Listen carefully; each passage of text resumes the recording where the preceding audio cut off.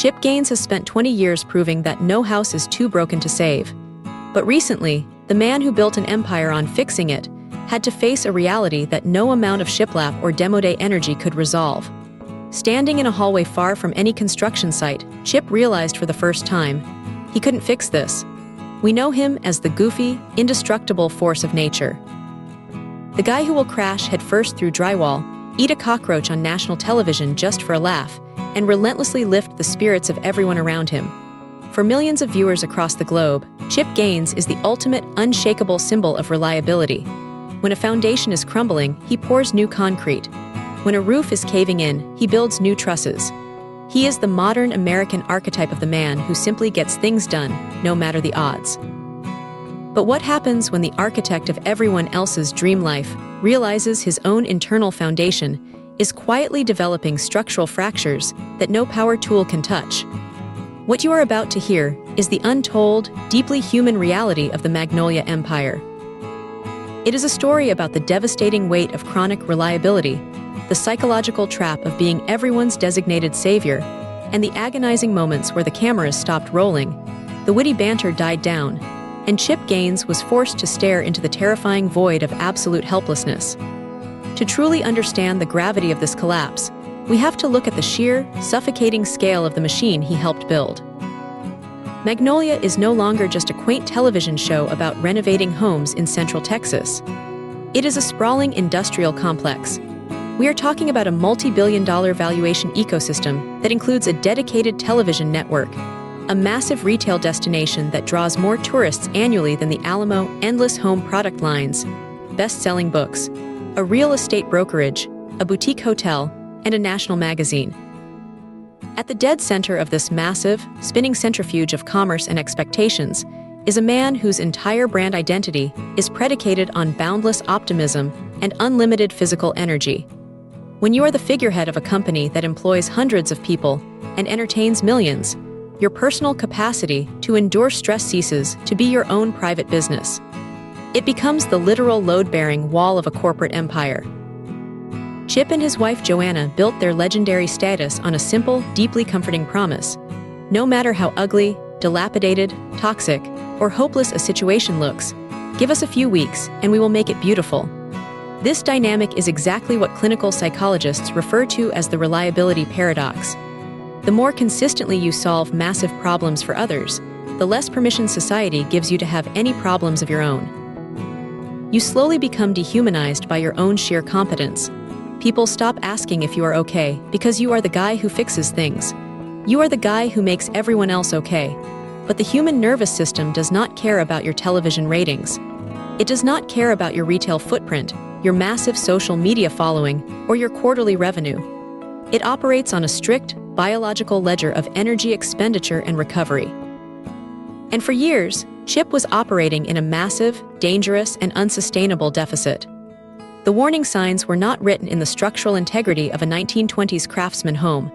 They were written in the quiet, unseen moments of exhaustion, the creeping mental burnout, and the terrifying realization that he was losing his grip on the very family he was working so relentlessly to support. The earliest visible crack in this facade actually shocked the entertainment world back in 2017. At the absolute zenith of their fame, pulling in over 5 million viewers an episode, Chip and Joanna walked away from Fixer Upper. The industry thought they were completely out of their minds. You do not simply walk away from the most successful property on cable television when the money is flowing like a river. But behind closed doors, Chip was running on fumes. The grueling production schedule demanded 52 weeks of high-octane performance. He wasn't just managing volatile contractors, pulling permits, and negotiating complex real estate deals. He was actively performing.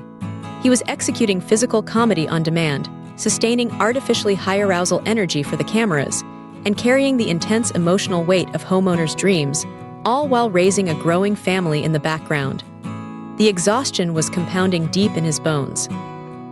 He later confessed that he felt like a caged animal, suffocating under the expectations of a network that desperately needed him to be a hyper-energized caricature of himself. Every time the director yelled action, Chip had to swallow his exhaustion, paint on a massive smile, and smash through a cabinet.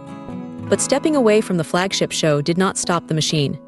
In fact, the machine only grew larger, hungrier, and infinitely more demanding.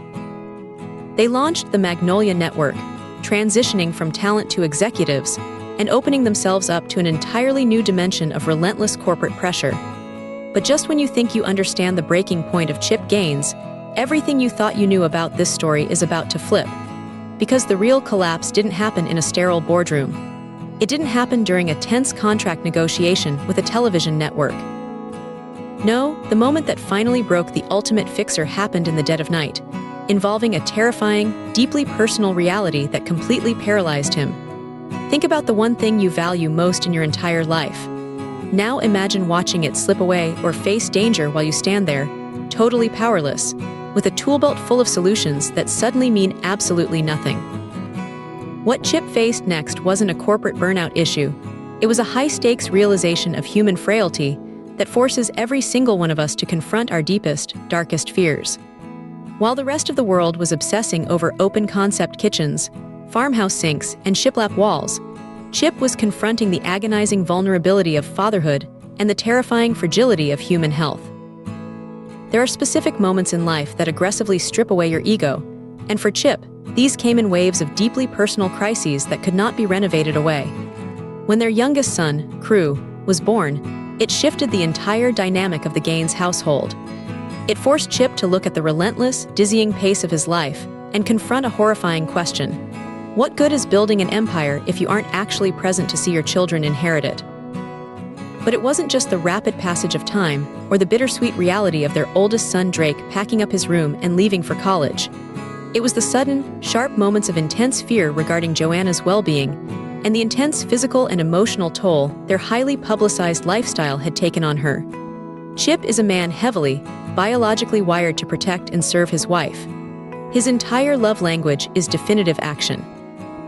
If Joanna has a creative vision, he executes it with brute force. If Joanna faces an obstacle, he knocks it down. But when the sheer velocity of their lives began manifesting in deep, systemic exhaustion and silent struggles for Joanna, Chip hit a massive psychological brick wall. He couldn't just throw on a pair of heavy work boots, grab a sledgehammer, and physically smash the anxiety that was lingering in the hallways of their home. He could not physically build a barrier strong enough or tall enough to keep out the suffocating pressure of media scrutiny and public expectation. Standing in that hallway, listening to the silence of his home, he faced the ultimate state of emotional bankruptcy. He was a master mechanic who couldn't fix his own engine. For a man whose entire self-worth has been intrinsically, permanently tied to his utility, his ability to provide rapid solutions, generate massive wealth, and manufacture happiness on demand, this realization was not just sad. It was a complete identity death. He had to mourn the illusion of his own omnipotence. This specific type of identity death is what behavioral psychologists call an ego-dystonic confrontation. It is the incredibly painful, yet totally necessary process where your core, foundational belief about who you are violently clashes with the undeniable reality of your limitations. Chip had to learn the absolute hardest lesson of all, the art of surrender. And surrender is a deeply, intensely counterintuitive concept for high performers and chronic overachievers. When your brain is heavily wired to hustle, resting actually triggers feelings of failure and guilt. When you are hardwired to fix problems, sitting still with someone in their pain feels exactly like abandonment. But through this crucible of helplessness, Chip began to realize that true strength was not about having all the answers. It was about having the rare courage to stand entirely bare in the wreckage of a situation and verbally admit that you do not know what to do next.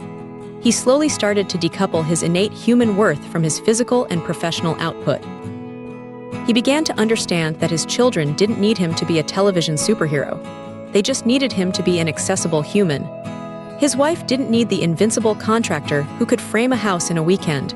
She needed the vulnerable, emotionally available husband who could look her in the eyes and say, "I am terrified, I am exhausted, and I have absolutely no idea how to fix this." This monumental shift in perspective completely revolutionized his approach to the Magnolia empire. Instead of trying to white-knuckle his way through every single business challenge, he started leaning heavily into radical transparency. He started talking publicly and loudly about his mistakes, his internal fears, and his spectacular failures. And here is the most fascinating, counterintuitive part of this entire psychological shift.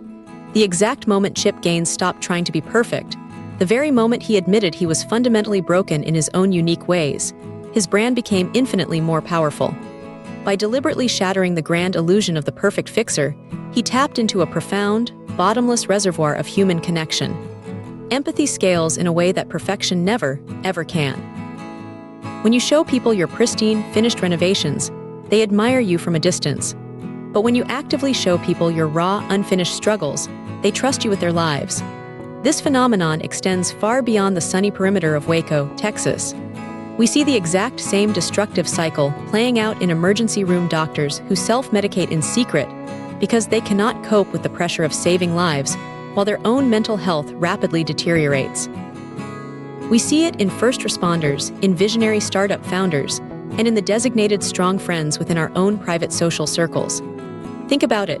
The person who is always organizing the events, offering the best advice, picking up the pieces, and carrying the heavy emotional baggage for everyone else is almost always the person who is silently drowning in their own unarticulated pain. They are permanently trapped in their own private version of the reliability paradox. They genuinely believe that if they ever put down the tools, if they ever stop being the designated problem solver, they will instantly lose their value to the tribe. Chip Gaines' profound, painful realization serves as a massive, glaring warning sign to anyone who falsely equates their worth with their utility. You are not a machine. You are not a multi-tool designed solely for the endless convenience of the people around you. Your inability to fix every problem, heal every wound, and salvage every broken situation is not a defect in your character. It is the defining, beautiful feature of your humanity. The enduring legacy of Chip Gaines is not going to be defined by the millions of board feet of shiplap he nailed to the walls of Central Texas homes. It is going to be defined by his profound, quiet courage to put down the hammer and admit his own absolute powerlessness. To look at the people he loves most in this world and say, "I cannot fix this, but I am going to stand right here with you in the absolute middle of the mess." That is a total renovation of the soul, and it requires far more strength and endurance than any demolition day ever could. But if you think Chip's intense struggle with the crushing, suffocating weight of fame is entirely unique, you need to deeply understand the dark psychology of what happens when a creator becomes physically and mentally trapped by their own audience. In fact, the very mechanism that made Magnolia a billion-dollar empire is the exact same psychological trap that has systematically destroyed some of the biggest channels on this platform. To see exactly how audience expectations can literally rewire a creator's brain and ruin their life, watch this breakdown next and discover the terrifying, hidden reality of the golden handcuffs.